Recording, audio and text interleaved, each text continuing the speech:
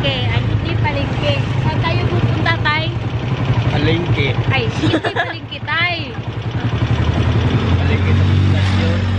Sa beach man tapuan to, tay. Maligo man ta. Tay, say hello to my channel.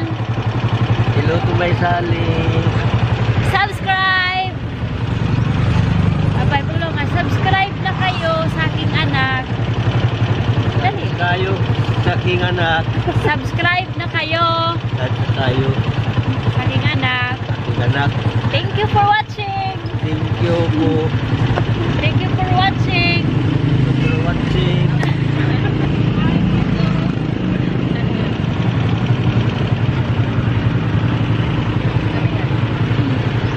Ayan si Una ang nangunguna. Una ang nangunguna. Hello!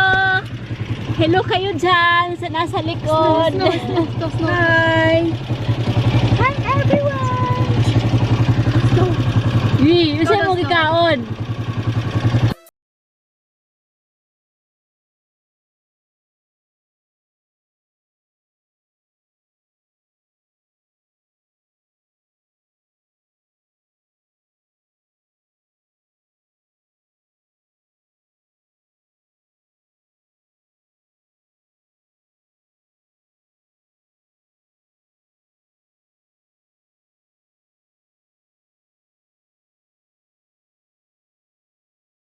From Matthew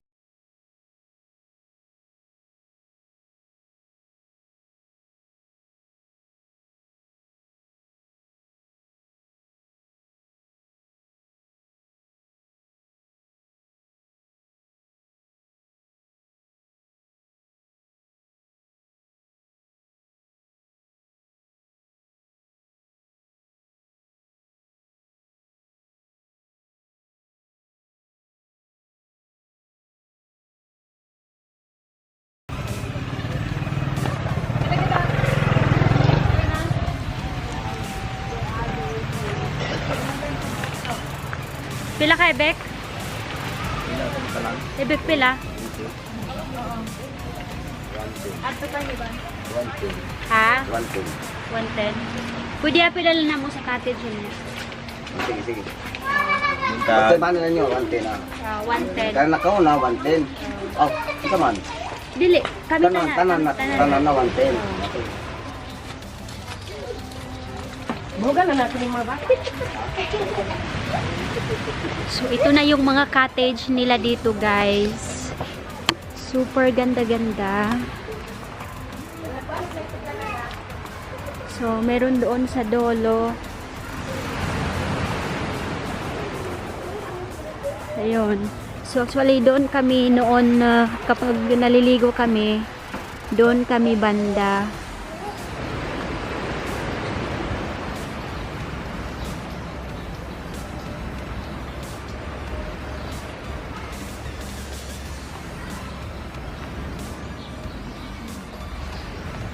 May buntag.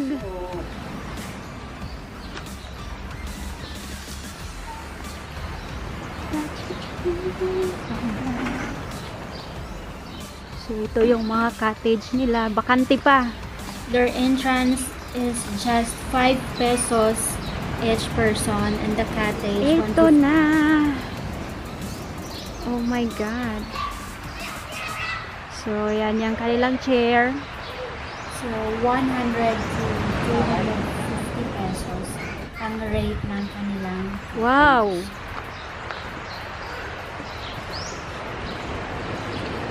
So, ito yung kanilang swimming pool. So, fresh water ito. Itong swimming pool na ito. At doon banda ay dagat na yan.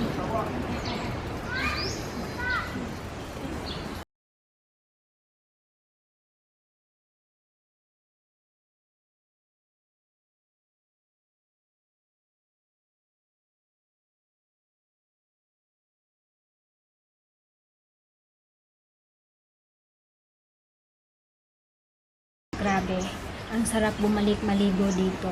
So, alam nyo guys, the place is very beautiful and the best time na maligo dito is 6 or 7 in the morning. So, kung may galit ka sa bahay, kung stress ka, Mayo is the best choice for you. So, my God. It's really amazing. Napakalamig ng tubig na to.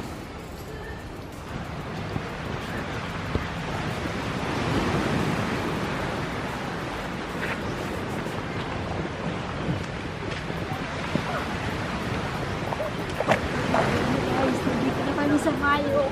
Super, wala pang tao dito. So, kami pala.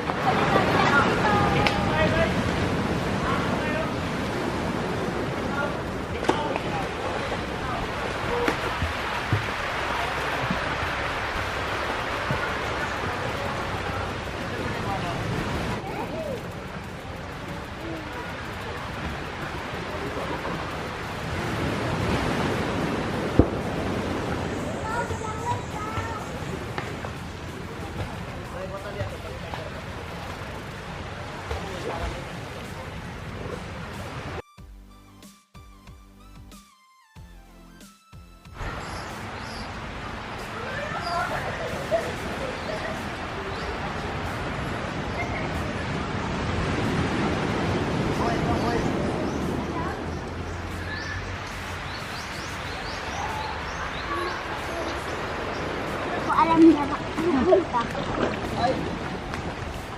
Boy, paligan sila boy. Sila sa Boy.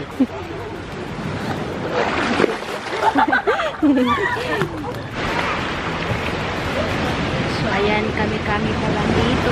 Super wala pang tao. Pagdating mamaya ng mga alas 10, marami ng tao dito. Mapupuno na to.